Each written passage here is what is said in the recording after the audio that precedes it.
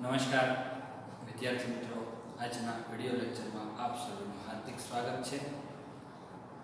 મિત્રો, ધોરણ 9 વિજ્ઞાન એમાં પ્રકરણ 8 ગતિની અંદર છેલ્લે આપણે આલેખ છે એના દ્વારા ગતિ છે એની રજૂઆત છે એની ચર્ચા શરૂ કરી હતી કે ભાઈ આપણને આલેખ આપેલો હોય અને એ આલેખ ઉપરથી આપણે એ પદાર્થ છે એની કેવી ગતિ છે એનું વર્ણન કરવું હોય તો એ કઈ રીતે કરી શકીએ. એક ઉદાહરણ પણ આપણે જોયું હતું, એટલે એક પ્રવૃત્તિ કે જો અંતર વિરુદ્ધ સમયનો આલેખ, અંતર વિરુદ્ધ સમય મતલબ સમય x અક્ષ ઉપર અને અંતર છે એ y અક્ષ ઉપર ડ્રો કરીએ અને જો એનો આલેખ આપણને સુરેખ મળે તો એ પદાર્થ છે અચળ ઝડપે ગતિ કરતો હોય છે એવું કહી શકીએ. અને જો ગણતરી કરીને એ ગ્રાફ દોરીએ મૂલ્યો મૂકીને કે અચળ ઝડપે ગતિ કરતા પદાર્થનો ગ્રાફ, તો એ સુરેખ જ મળે છે.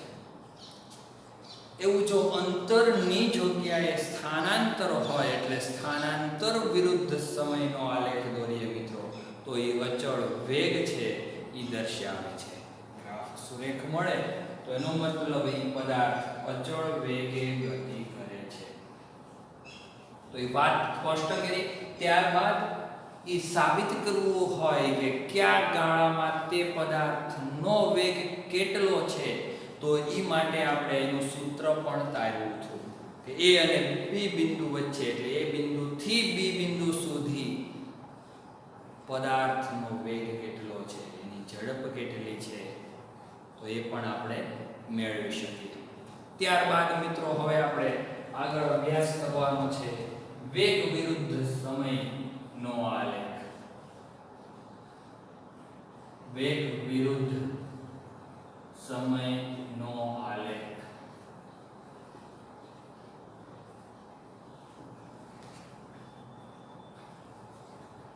હવે મિત્રો ગ્રાફ ડ્રો કરું છું.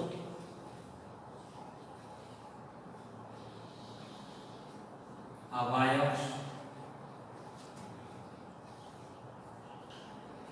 આ x અક્ષ, આ બંને એકબીજાને છેદે એ ઉદ્ગમ બિંદુ છે મિત્રો.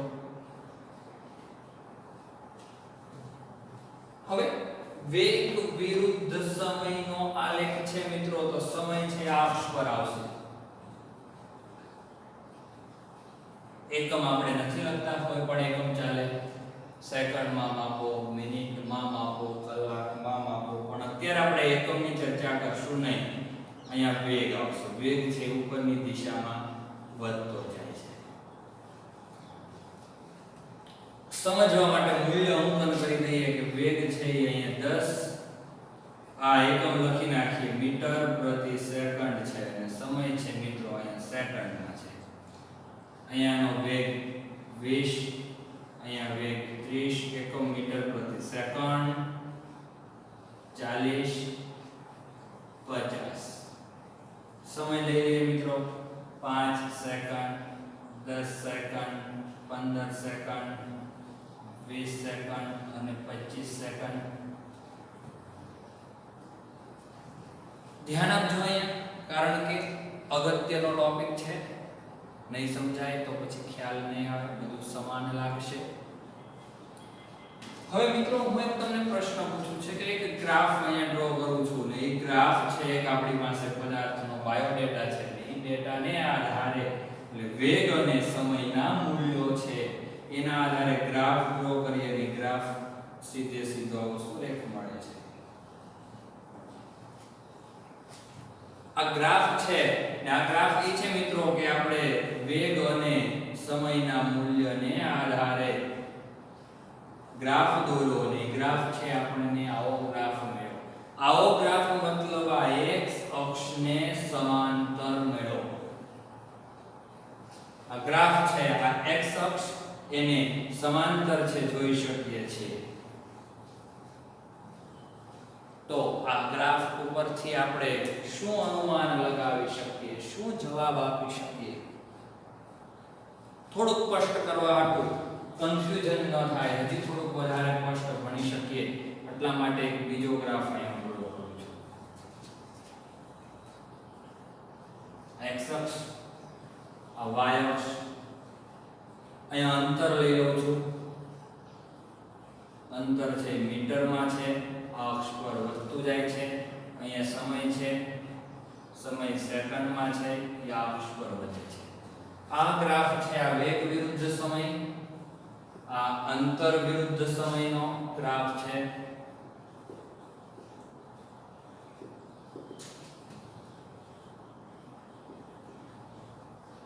હવે અહીંયા મૂલ્યો આપણે અંકન કરી દઈએ 0. સેમ સ્કેલ લઈ લઈએ 10 20 30 40 50. પણ આ અંતર છે એટલે 10 મીટર કપાણું, 20 મીટર, 30 મીટર, 40 મીટર અને 50 મીટર. સમય લઈ લઈએ 5 second, 10 second, 15 second, 20 second, 25 second અને 30 સેકન્ડ. ગ્રાફ પણ આપણને છે એ ડ્રો કરીએ ડેટાને આધારે તો આ x અક્ષને સમાંતર મળે છે. આ વેગ વિરુદ્ધ સમયનો આલેખ ડેટા ઉપરથી x અક્ષને સમાંતર મળે છે. અંતર વિરુદ્ધ સમયનો આલેખ છે એ ડેટાને આધારે ડ્રો કરતા x અક્ષને સમાંતર મળે છે. તો અહીંયા એક પદાર્થ છે એનું વર્ણન આપણે શું કરી શકીએ, શું કહી શકીએ? તો જો મિત્રો થોડુંક વિગતવાર ચર્ચામાં જઈએ કે અહીંયા તમે જુઓ શરૂઆતની સ્થિતિએ જે પદાર્થ છે એનો વેગ કેટલો છે તો કે 40 મીટર પ્રતિ સેકન્ડ. આપણે જ્યારે અનુમાન ઓબ્ઝર્વેશન કરવાની શરૂઆત કરીએ છીએ સમય 0 છે ત્યારે આ y અક્ષ ઉપર વેગ દર્શાવે અને વેગ કેટલો છે અહીંયા પોઈન્ટ મતલબમાં 40 મીટર પ્રતિ સેકન્ડ. હવે નેક્સ્ટ સ્ટેપ 5 સેકન્ડ થાય ત્યારે એને જોઈએ ડોટ ડોટ વડે દર્શાવીએ તો મિત્રો અહીંયા છે એ પદાર્થનો વેગ દર્શાવે. અહીંયા વેગ કેટલો હશે સમય અહીંયા 5 સેકન્ડ. પદાર્થ ધીમે ધીમે ધીમે ધીમે સમય વીતતો જાય છે. 5 સેકન્ડ થાય ત્યારે પદાર્થનો વેગ જોઈએ તો આ વેગ આ થઈ ગયો ને તો 40 મીટર પ્રતિ સેકન્ડ. હવે 10 સેકન્ડ થાય અને 15 સેકન્ડ થઈ ત્યારે આપણે એનું અનુમાન લગાવીએ છીએ તો 15 સેકન્ડે આ સમય દર્શાવે આવશે. તો સમય 15 સેકન્ડ અહીંયા y અક્ષ ઉપર લઈ જાવ તો એ અંતર દેખાડે. અંતર તો સોરી વેગ દેખાડે. વેગ તો કેટલો છે 40 મીટર પ્રતિ સેકન્ડ. હજી 5 સેકન્ડ થાય, હજી 5 સેકન્ડ જાય એટલે જ્યારે અહીંયા આપણે લંબાવીએ એટલે 25 સેકન્ડ થઈ આ બિંદુએ ત્યારે એનો વેગ અહીંયા લંબાવીએ તો કેટલો છે 40 મીટર પ્રતિ સેકન્ડ. મતલબ મિત્રો કે કોઈ પણ ક્ષણે 5 સેકન્ડ 10 સેકન્ડ 15 સેકન્ડ 20 25 30 કે આગળ જતા જાઓ આ ગ્રાફ છે એના આધારે જે તે બિંદુએ એટલે કે દરેક સેકન્ડે આ વેગ છે એ કેટલો મળે છે 40 મીટર પ્રતિ સેકન્ડ. મતલબ આ પદાર્થ છે એનો વેગ એક જ સરખો રહે છે. મતલબ આ પદાર્થ છે એ અચળ વેગે ગતિ કરે છે. આ ગતિને અચળ વેગી ગતિ કહેવાય. પદાર્થની ગતિ અચળ વેગી ગતિ છે. મતલબ કહી શકીએ કે આ પદાર્થ અચળ વેગથી ગતિ કરે છે ગ્રાફને આધારે. હવે ઉલટો મતલબ મૂળ સ્વરૂપ આપણે જે શીખવાનું છે એ જોઈએ કે મિત્રો વેગ વિરુદ્ધ સમયનો આલેખ જો x અક્ષને સમાંતર સુરેખા મળે તો એવું કહી શકીએ કે પદાર્થ છે એ અચળ વેગે ગતિ કરે છે. અચળ વેગ કહી શકીએ કે ન કહી શકીએ? તો મિત્રો આજ આપણે શીખવાનું છે ને ડાયરેક્ટ ગોખવાથી યાદ રહેવાનું નથી. આ મૂલ્ય છે બદલી શકે પણ માત્ર આટલું યાદ રાખવાનું કે વેગ વિરુદ્ધ સમયનો આલેખ છે મિત્રો x અક્ષને સમાંતર મળે. x અક્ષ એટલે સમય અક્ષને સમાંતર મળે તો એ પદાર્થ છે એ અચળ વેગથી જ ગતિ કરતો હોય. અહીંયા ઝડપ આપી હોય મિત્રો, ઝડપ વિરુદ્ધ સમયનો આલેખ, તો એ પદાર્થ અચળ ઝડપે ગતિ કરતો હોય તેવું કહી શકીએ. Same position. હવે અંતર વિરુદ્ધ સમયનો આલેખ છે એ સમય અક્ષને સુરેખા મળે મિત્રો, એટલે x અક્ષને સમાંતર રેખા મળે તો કેવી ગતિ હશે, તો પદાર્થની સ્થિતિ કેવી હશે જોઈએ, ચેક કરીએ કે આપણે જ્યારે નોંધવાની શરૂઆત કરી, જ્યારે ઓબ્ઝર્વેશન શરૂ કર્યું ત્યારે 0 સમય t બરાબર 0 સેકન્ડે પદાર્થ ક્યાં હતો, કેટલું અંતર કાપ્યું, તો કે 40 મીટરના અંતરે છે. 5 સેકન્ડ થઈ, 10 સેકન્ડ થઈ ત્યારે જોઈએ છે સમય 10 સેકન્ડ જેટલો વીતી ગયો છે ત્યારે પદાર્થ કેટલા અંતરે છે, કેટલું અંતર કાપ્યું, તો એને અંતરની અક્ષ પર લંબાવીએ તો 40 મીટર જ અંતર કાપે છે, એટલે ત્યાં ને ત્યાં જ છે. 15 સેકન્ડ થઈ, ત્યારબાદ 20 સેકન્ડે આપણે જોઈએ છીએ સમય વધતો જાય છે ધીમે ધીમે. જ્યારે અહીંયા એનું અંતર જોઈએ તો કેટલું મિત્રો મળશે, 40 મીટર જ. 25 સેકન્ડ, 30 સેકન્ડ થઈ છે મિત્રો, 30 સેકન્ડે એનું સ્થાન જોઈએ તો પણ 40 મીટર જ મળે છે. મતલબ શું થયો કે પદાર્થ છે એ 40 મીટર જેટલા અંતરે જ છે.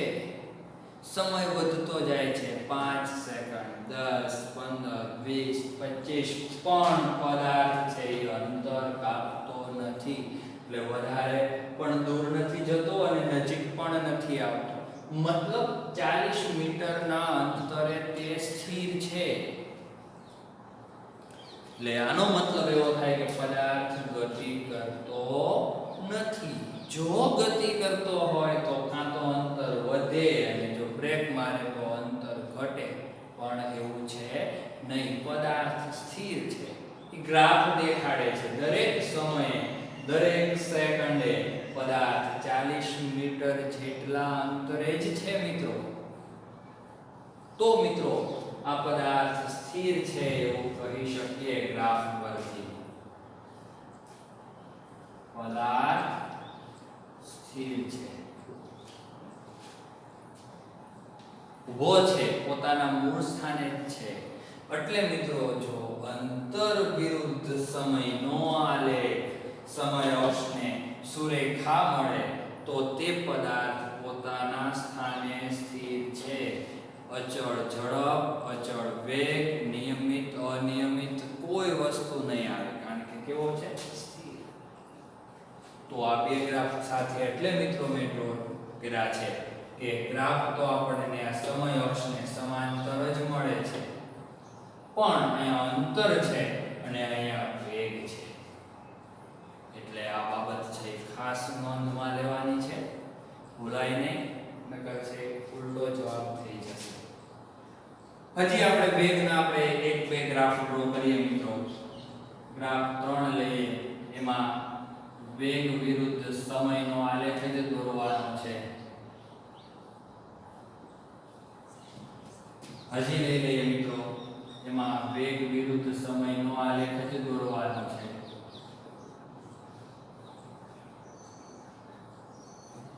હું ડ્રો કરું છું. આ મિત્રો y અક્ષ, આ x અક્ષ, આ ઉદ્ગમ બિંદુ, શરૂઆતનું સ્થાન. હવે સાથે સાથે અહીંયા પણ ડ્રો કરી લઈએ આપણે. આ y અક્ષ, x અક્ષ, આ ઉદ્ગમ બિંદુ. મૂલ્યાંકન કરવાના છે વેગ વિરુદ્ધ સમયનો આલેખ. એટલે ખ્યાલ છે મિત્રો, સમય આવશે x અક્ષ પર, સેકન્ડમાં જ લઈએ. અહીંયા પણ વેગ વિરુદ્ધ સમયનો આલેખ, એટલે સમય આવશે x અક્ષ ઉપર, આ દિશામાં વધે એકમ સેકન્ડ. વેગનો એકમ મીટર પ્રતિ સેકન્ડ લઈએ, આ દિશા અહીંયા પણ વેગનો એકમ મીટર પ્રતિ સેકન્ડ આ દિશામાં જ વધે છે.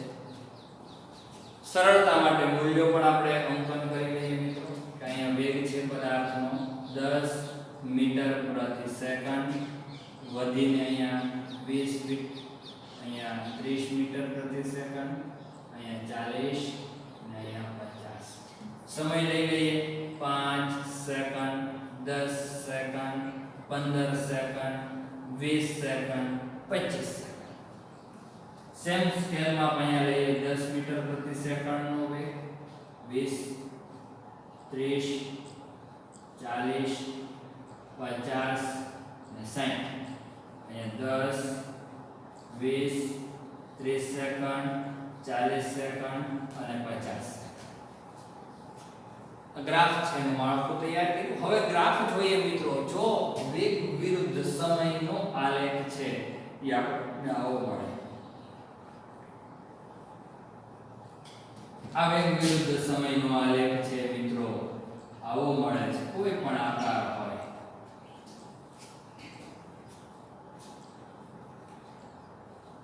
તો શું થશે? હવે માનો કે આ ગ્રાફ મેળવો તો શું કહી શકીએ? પદાર્થના વેગનું વર્ણન શું કરી શકીએ? વિચાર. આવો ગ્રાફ મળે તો શું વર્ણન કરી શકાય? શું કહી શકાય? શું રજૂઆત કરી શકાય? તો મિત્રો ધ્યાન આપો અહીંયા કે અહીંયા જો ગ્રાફનું ઓબ્ઝર્વેશન કરવામાં આવે શરૂઆતની સ્થિતિ વિચારો. સમય 0 આ અક્ષ પર અહીંયા, ત્યારે પદાર્થનો વેગ અહીંયા કેટલો છે? 50 મીટર પ્રતિ સેકન્ડ. અમુક સેકન્ડો 5 સેકન્ડ ગઈ, 10 સેકન્ડ, 10 સેકન્ડે વેગ જોઈએ અહીંયા. તો સમય 10 સેકન્ડ ત્યારે પદાર્થનો વેગ છે એ અક્ષ પર લંબાવતો મળે તમને. અહીંયા માનો કે 25 છે તો 28 સમથિંગ, અહીંયા 28 મીટર પ્રતિ સેકન્ડ. હજી આગળ જોઈએ માનો કે 15 સેકન્ડે જોઈએ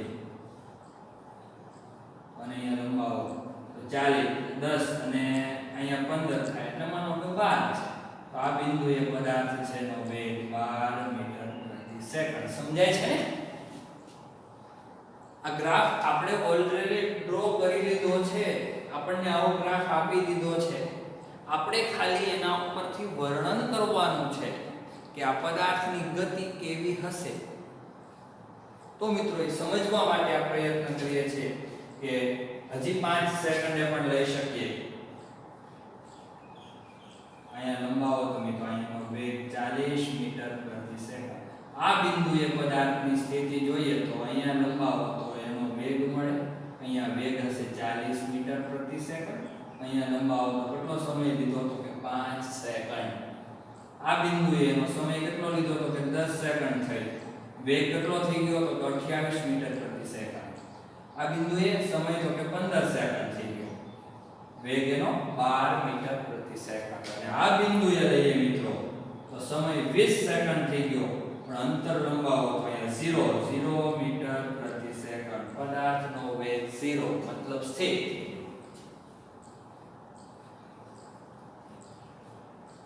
તો આના ઉપરથી આપણે એવું ચોક્કસપણે હવે કહી શકીએ કે શરૂઆતમાં આ પદાર્થનો વેગ છે તે 50 મીટર પ્રતિ સેકન્ડ હતો. પણ જેમ જેમ સમય વધતો જાય એમ એના વેગમાં ઘટાડો થાય છે. જોઈ શકાય 5 સેકન્ડ તો 40 થઈ ગયો, 10 સેકન્ડે 28 થઈ ગયો, 15 સેકન્ડે 12 થઈ ગયો અને 20 સેકન્ડે પદાર્થ છે સ્થિર થઈ ગયો. એટલે વેગ એનો 0 થઈ ગયો. મતલબમાં પદાર્થ છે પ્રતિપ્રવેગી ગતિ કરે છે તેવું કહી શકાય. વેગમાં શું થયો? ઘટાડો. વેગમાં વધારો તો પ્રવેગી ગતિ. વેગમાં ઘટાડો એટલે પ્રતિપ્રવેગી ગતિ કહી શકાય. અને શું થાય છે? વેગમાં ઘટાડો મતલબ પ્રતિપ્રવેગી ગતિ. વેગમાં ઘટાડો થાય છે એ આપણે જોઈ શકાય છે અને ઘટાડો થતો 20 સેકન્ડ બાદ છે એ પદાર્થ 0 એટલે કે સ્થિર થઈ જાય છે. જો મિત્રો અહીંયા મિનિટ પણ લખી શકાય 20 મિનિટ પછી પણ સ્થિર થઈ જાય. કયો એકમ છે એના આધારે વર્ણન કરવાનું. ઘણી વખત કલાક પણ હોય એ આધારે વર્ણન કરવાનું. સેકન્ડ હોય તો 20 સેકન્ડે પદાર્થ સ્થિર થઈ જાય, મિનિટ હોય તો 20 મિનિટે પદાર્થ સ્થિર થઈ જાય, કલાક હોય તો 20 કલાક બાદ પદાર્થ છે સ્થિર થાય છે. આ ગ્રાફ શું દેખાડે મિત્રો? જો આટલાથી આટલા સુધીમાં એટલે અહીંથી અહીંયા સુધી સમય અક્ષ લંબાવો 20 સેકન્ડ સુધી શરૂઆતની સ્થિતિથી એટલે t બરાબર 0 સેકન્ડ થી ક્યાં સુધી 20 સેકન્ડ સુધી પદાર્થના વેગમાં સતત અને સતત શું થાય છે? વધારો. અહીંયા 20 હતું, અહીંયા 21 22 23 24 28 અહીંયા 30 નો વેગ ધીમે ધીમે ધીમે ધીમે અહીંયા 40 નો વેગ થઈ ગયો, અહીંયા 42 45 નો વેગ થઈ ગયો. એટલે શરૂઆતની 20 સેકન્ડ સુધી છે પદાર્થના વેગમાં સતત અને સતત વધારો થાય છે એવો આ ગ્રાફ દર્શાવે છે. ત્યારબાદની 10 સેકન્ડ સુધી પદાર્થના વેગમાં શું થાય છે? ઘટાડો. અહીંયા સુધી 30 સેકન્ડ સુધી ઘટાડો. એટલે અહીંયા પ્રવેગી ગતિ, અહીંયા પ્રતિપ્રવેગી ગતિ, અહીંયા પાછી પ્રવેગી ગતિ, અહીંયા પ્રતિપ્રવેગી ગતિ, પ્રવેગી ગતિ, પ્રતિપ્રવેગી ગતિ. એટલે અમુક સમયમાં વેગમાં વધારો થાય જ્યારે પાછો ઘટાડો થાય છે. એટલે આને અનિયમિત ગતિ તરીકે વર્ણવી શકીએ મિત્રો. જો વેગ વિરુદ્ધ સમયનો આલેખ છે ચોક્કસ આકારમાં ન મળતો હોય, અનિયમિત મળતો હોય તો મિત્રો આ પદાર્થ છે અનિયમિત ગતિ કરે છે એવું કહી શકાય. ક્યારેક વધે તો ક્યારેક ઘટે, ક્યારેક એનો વેગ વધે તો ક્યારેક પાછો ઘટે. એટલે આ ચાર ગ્રાફ આપણે જોયા. આમાં આપણે જોયું કે જો વેગની જગ્યાએ અહીંયા ઝડપની વાત કરવામાં આવે, ઝડપ વિરુદ્ધ સમયનો આલેખ છે એની વાત કરવામાં આવે તો અહીંયા અચળ ઝડપે પદાર્થ ગતિ કરે છે એવું કહી શકાય. અહીંયા વેગમાં ઘટાડો એટલે પ્રતિપ્રવેગી તો અહીંયા ઝડપમાં ઘટાડો થાય એવું કહી શકાય. અહીંયા અનિયમિત વેગી ગતિ કરે તો ઝડપ હોય તો અનિયમિત ઝડપે પદાર્થ ગતિ કરે છે તેવું કહી શકાય. તો ચાર ગ્રાફ છે આપણે જોયા. તો મિત્રો આજના લેક્ચરમાં આપણે અહીંયા સુધી રાખવાનું છે. હવે નેક્સ્ટ લેક્ચરમાં પ્રવેગની વાત કરવાની છે. એટલે ગ્રાફ ઉપરથી હજી ગ્રાફ બાકી છે આપણા, નેક્સ્ટ લેક્ચરમાં પૂરા થશે. પછી આપણે ગ્રાફ ઉપરથી ગતિનું સમીકરણ તારવવાનું છે, એ આગળ જોશું. તો મિત્રો આજે સુધી અહીંયા રાખીએ અને આજના લેક્ચરની જે હોમવર્કની જો વાત કરીએ તો ચારે ચાર ગ્રાફ છે એ મિત્રો 2 વખત ડ્રો કરવાના છે વ્યવસ્થિત રીતે, અને નીચે તમારે થિયરિકલ સમજાવવાનું છે. હું માત્ર બોલ્યો તો કે આ પદાર્થ છે અચળ વેગે ગતિ કરે છે, તમારે વર્ણન કરવાનું છે કે 5 સેકન્ડે પણ વેગ એટલો હતો, 15 સેકન્ડે એટલો વેગ હતો, 25 સેકન્ડે પણ એટલો વેગ હતો.